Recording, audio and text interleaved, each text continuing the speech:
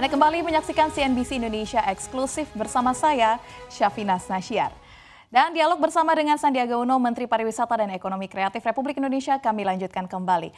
Baik, Pak Sandi, ini pemerintah melonggarkan aturan wisatawan mancanegara untuk datang ke Indonesia, salah satunya dengan membebaskan kewajiban PCR dan juga visa on arrival untuk 60 negara seperti yang tadi Bapak sebutkan. Apakah kebijakan ini akan diperluas ke berbagai negara, Pak? Ya, tentunya akan dilakukan secara bertahap, bertingkat, dan berkelanjutan. Kami meyakini bahwa minat wisatawan ke Indonesia akan semakin meningkat, mengingat Indonesia alhamdulillah Astungkara berhasil meningkatkan posisinya di Travel Tourism Development Index naik 8 peringkat. Dan ini tentunya seiring dengan kebijakan relaksasi tanpa tes PCR bagi pelaku perjalanan luar negeri, dan juga seiring dengan menambah lebih banyak rute penerbangan ke Indonesia. Kebijakan tanpa PCR ini dipandang perlu karena ini akan meningkatkan daya saing kita lebih tinggi lagi. Negara-negara tetangga kita sudah menerapkannya, tapi ternyata kehati-hatian kita ini diberikan apresiasi oleh dunia. Juga kami mendorong penambahan negara dalam daftar VOA. Sekarang kita ingin tambah menuju 60 negara lagi, dan pada saat sebelum pandemi sudah di atas 100 negara. Ada juga faktor kesiapan dari bilateral dari kedua negara, seperti kondisi pandemi di Tiongkok misalnya atau di Jepang. Ini akan kami lakukan penyesuaian. Australia sudah siap, tapi ternyata kesulitan keadaan penerbangan. China sudah memiliki banyak demand, tapi kasus COVID-nya masih belum memungkinkan, dan demikian juga Jepang, di mana ternyata bahwa kebijakan karantina untuk pelaku perjalanan luar negeri atau wisatawan di Jepang ini belum kondusif. Kami akan terus menambahkan negara yang akan masuk ke dalam list visa on arrival, dan kita akan berkoordinasi, berdiskusi untuk memastikan ini menjadi langkah awal untuk peningkatan jumlah wisatawan mancanegara ke Indonesia demi kebangkitan ekonomi seiring dengan G20 dalam tatanan ekonomi baru kita untuk menciptakan lapangan kerja yang berkualitas. Lantas bagaimana Pak dengan negara-negara yang masih melarang warganya untuk masuk ke Indonesia? Ini salah satunya adalah Arab Saudi dengan alasan masih tingginya angka COVID-19 di Indonesia. Padahal kita tahu bahwa wisatawan mancanegara asal Timur Tengah menjadi salah satu wisatawan terbanyak yang datang ke Indonesia. Nah, bagaimana kebijakan pemerintah untuk mengatasi hal ini, Pak? Ya, wisatawan mancanegara asal Timur Tengah, terutama Saudi Arabia, di sekitar 160.000 sebelum pandemi menjadi salah satu potensi wisatawan penyumbang devisa bagi tanah air, karena jumlah lama tinggal di Indonesia dan jumlah belanjanya salah satu yang paling tinggi. Terkait pelarangan warga negara Arab Saudi, ini kami telah berkomunikasi dengan Menteri Pariwisata Arab Saudi dan Duta Besar Kerajaan Arab Saudi, Sheikh Isam bin Abed Al-Thaqafi, dan kita berharap akan ada solusi segera, mengingat jumlah wisatawan religi kita umroh itu sangat banyak ke Saudi Arabia, dan ini menjadi suatu anomali karena wisatawan dari Indonesia khususnya jemaah umroh itu bisa berangkat ke Arab Saudi, namun tidak sebaliknya. Padahal kami meyakini bahwa untuk meningkatkan performa sektor pariwisata dan ekonomi kreatif harus dilakukan langkah-langkah resiprokal. Kami terus berkoordinasi dengan Kementerian Luar Negeri, dan ini merupakan ranah bilateral antara Indonesia dan Kerajaan Arab Saudi, juga dengan Kementerian Kesehatan, dan komunikasi juga dengan Ministry of Interior Kingdom of Saudi Arabia dan Ministry of Health Kingdom of Saudi Arabia. Kami yakin dan optimis akan segera ada solusi dalam bingkai pencabutan larangan bagi wisatawan Arab Saudi untuk berkunjung ke Indonesia. Apakah upaya bilateral tersebut sudah dilakukan Pak untuk meyakinkan negara-negara tersebut bahwa kini sudah aman di Indonesia? Ya, negara Indonesia ini sudah mendapatkan pengakuan best practice. Di PBB saat kami memberikan pidato kunci dalam sidang umum PBB juga diberikan suatu apresiasi yang sangat tentunya kita syukuri karena ini merupakan pengakuan dunia.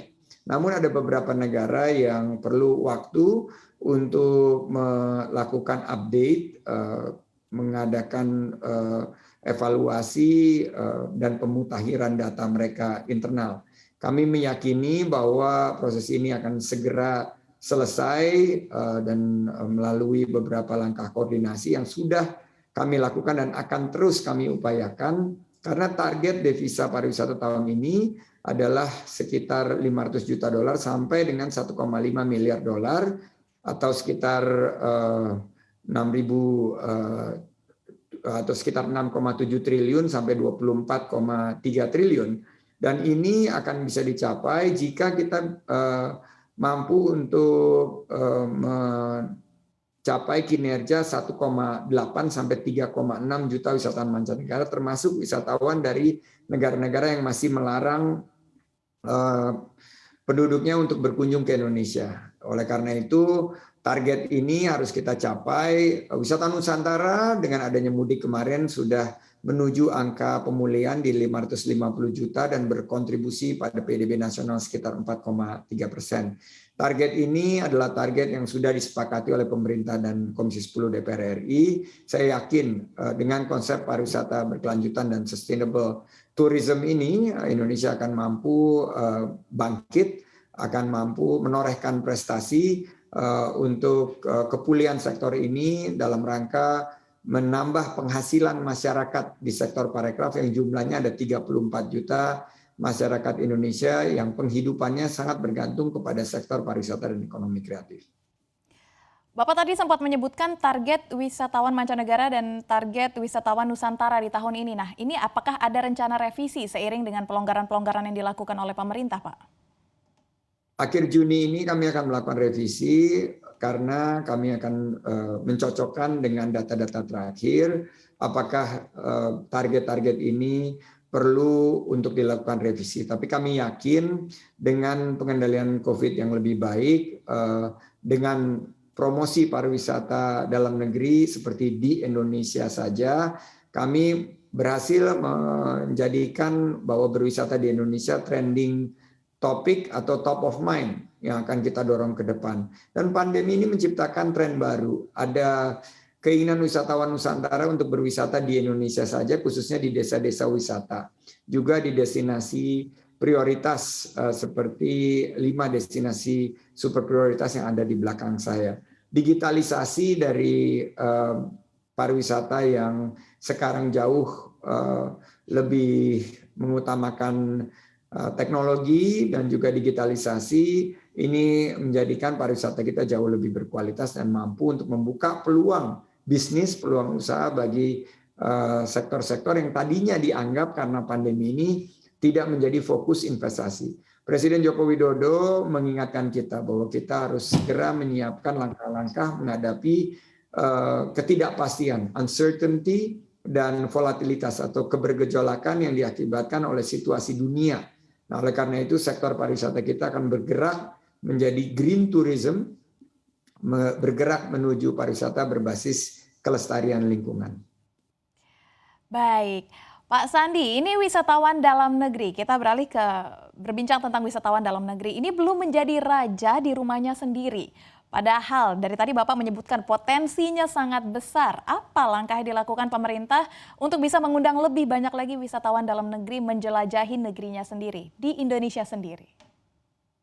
Ya, tentunya dengan promosi melalui, kalau kita lihat beberapa terobosan yang dilakukan oleh Kemenparekraf melalui big data menunjukkan bahwa ternyata destinasi alam terbuka, destinasi yang berbasis budaya, dan juga keindahan alam ini sangat diminati. Sports tourism atau pariwisata berbasis olahraga, juga pariwisata berbasis ecotourism menjadi unggulan sekarang.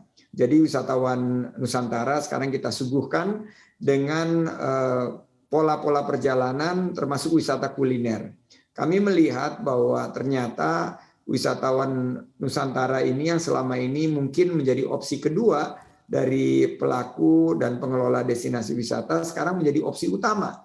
Nah, saya melihat juga dengan adanya event-event baik daerah, event lokal maupun event regional ini akan memanjakan wisatawan Nusantara dan mereka akan memilih, oh kalau ke luar negeri itu ternyata biayanya cukup mahal, namun kalau berwisata di Indonesia saja, selain dari biayanya terjangkau, kita juga mampu untuk mengenali negara kita dengan lebih baik, dengan keberagaman budaya dan destinasi wisata yang ternyata tidak kalah dan tidak terlalu jauh-jauh amat. Karena jaraknya hanya berjarak mungkin tidak lebih dari 2-3 jam dari tempat mereka tinggal. Dan ini merupakan bagian juga dari tren terbaru pariwisata, yaitu localize. Desa-desa wisata ini, tempat-tempat yang selama ini mungkin tidak kita kunjungi, menjadi sangat terbuka peluangnya untuk menjadi destinasi unggulan. Baik, tadi Pak Sandi sempat menyebutkan tentang sport tourism. Nah, kita baru tahu ya Pak kalau gelaran MotoGP, WSBK, dan nantinya juga Formula E ini disebutkan akan sukses mendatangkan wisatawan ke Indonesia. Lantas gelaran apa saja nih Pak yang akan dilakukan tahun ini? Dan apakah G20 sejauh ini mengundang WNA datang ke Indonesia lebih banyak Pak?